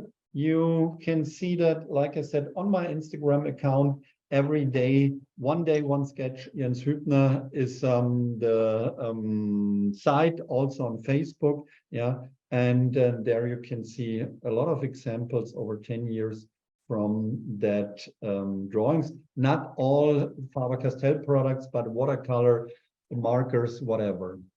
Okay, last chance to ask question. Natalie has a great question. Can you erase a watercolor pencil after it's been wet, or just not when it's actively wet? Excuse me, what? Basically, can you erase watercolor pencil yes. after it's been wet? No, in general, I don't do that because if it's wet, my experience on my paper, what I use usually, my experience is if the pigment is wet, then it is fixed on the paper. Yeah.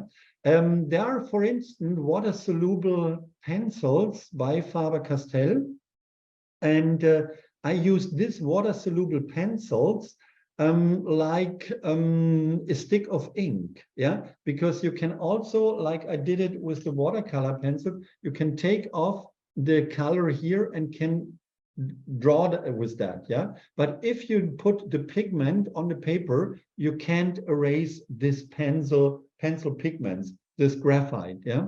And it's more or less the same with the watercolor pencils. But just experience that, yeah. Try it, yeah.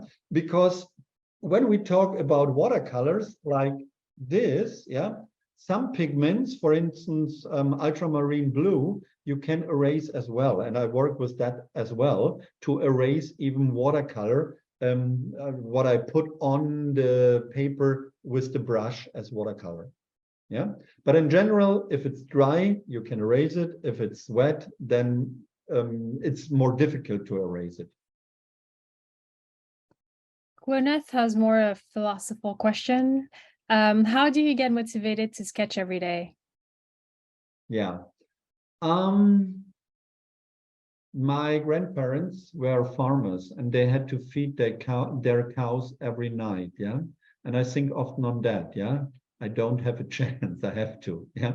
Or I have a dog, I have to feed the dog as well, yeah. And so I have to have my drawing. No, it's a really honor for me to live from this. Like I said, my background is a farm background and not an artist, yeah. And so it's not, or it was a long way to come here to have the opportunity to make this kind of presentations or to make my living by sketching, or here a Lionel cut I made, or there is a watercolor or so.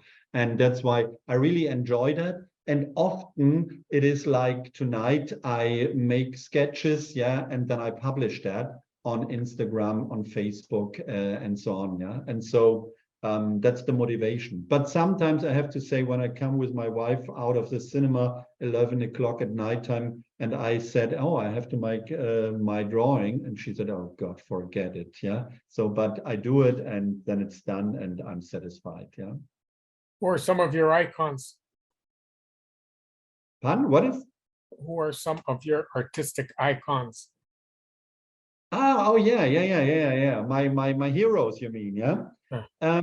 Yeah, this especially some watercolors, or even some guys in America, in Canada. They work with Faber-Castell products. I don't know if you know Donald Colley, yeah, from I guess Chicago.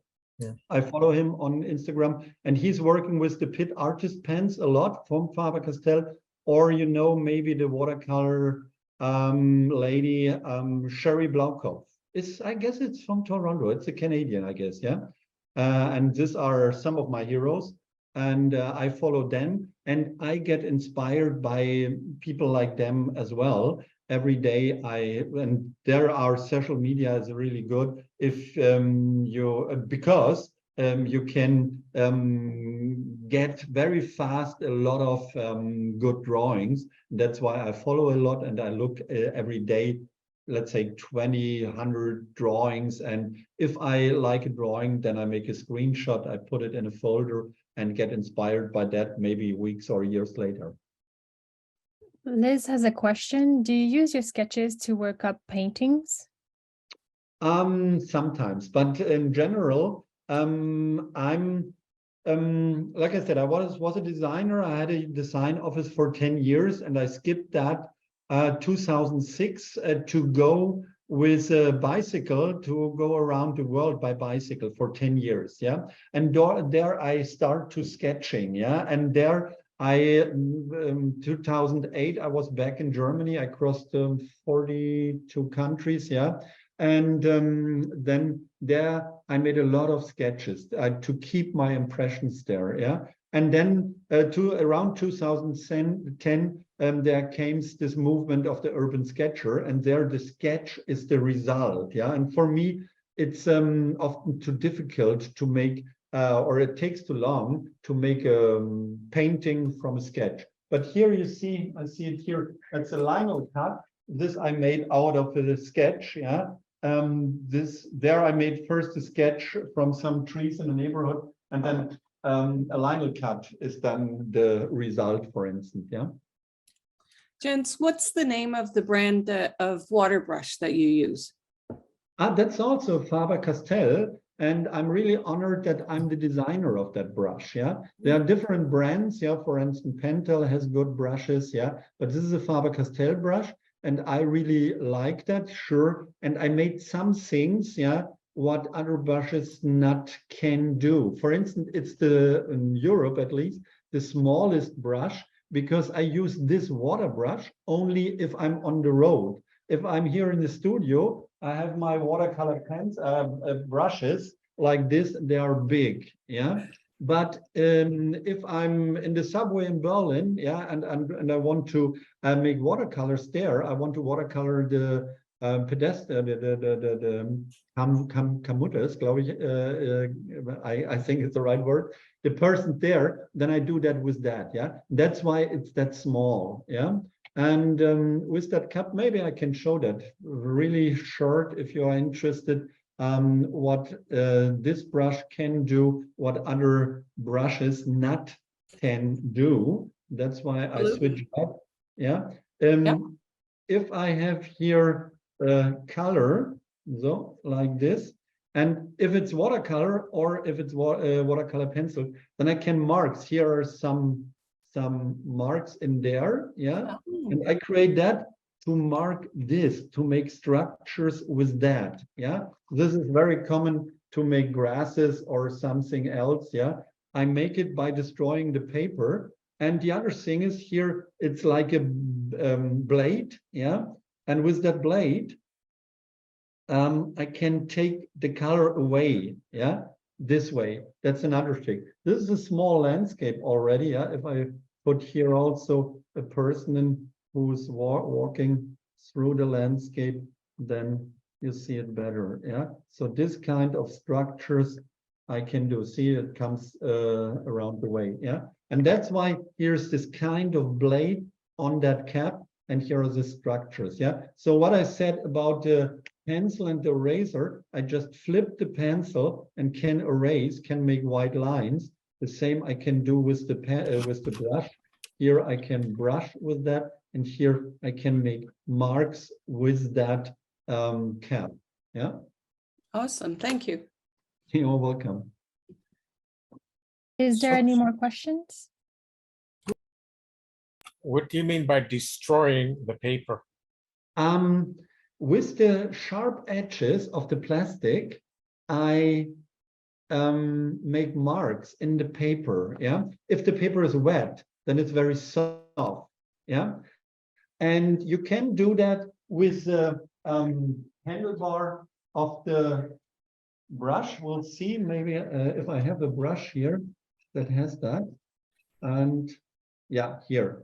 See, this brush here has a really sharp end of the handlebar. Yeah. So, and with that pencil, in former times before I had that, I create. So here I have some liquid color, and I can take that stick, and now I destroy the paper, and the color is flowing into the paper. Do you see that? This dark marks I didn't did with paint. I did it by scratching the paper, and the water is flowing into the paper and makes it dark. There is a concentration of pigments in the paper because I destroyed it. I made the scratches there. Yeah, and the same I do with the plastic marks here of that brush. Yeah, you can take also a toothpick or something, yeah, to make that marks. Yeah, and it's a common way by old watercolorists, yeah, and this taking away with that blade the whole liquid color. This is called the credit card trick. You make it today. You make it with the plastic card, yeah. And in former times, the watercolorists, they let grow their thumbnail and they put the color away, like William Turner, for instance, with their thumbnail, yeah. And that's why I have here this blade, and you can take it away with that blade, yeah, to create special effects. So Mona had a question. She noticed a pencil with a metal end that looked sharpened by a knife. Is this to maximize the very end of the watercolor pencil? I use sharper because first it's very fast. Yeah. I have a knife always with me, yeah, to do different things, yeah, but it takes too long, yeah, and it's not too it's not really or it takes too much tension to make really a sharp top like this, yeah, with a knife or a cutter or something like that. And that's why I take the sharper. And it has, like I said, the container. That's the reason for me. I don't do that. And I guess it doesn't matter if it's a polychromo or a watercolor pencil. I know that if you have cheap watercolor pencils, yeah, then and you make it wet, then the pigments fall off.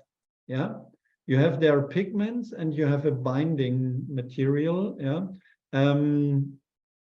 some kind of, I don't know what it is in English, whatever. And this keeps this color as a stick, yeah, covered with the wood. Yeah, but if you make it wet and you have cheap pencils, then it goes away. Yeah, and that's why it's difficult to sharp that if you made it wet before. Yeah, if you made the splashes like I showed you, and then you want to sharp, then for sure the pigments are soft, and that's why sometimes it's a little bit difficult, but it's possible, and I do it all the time.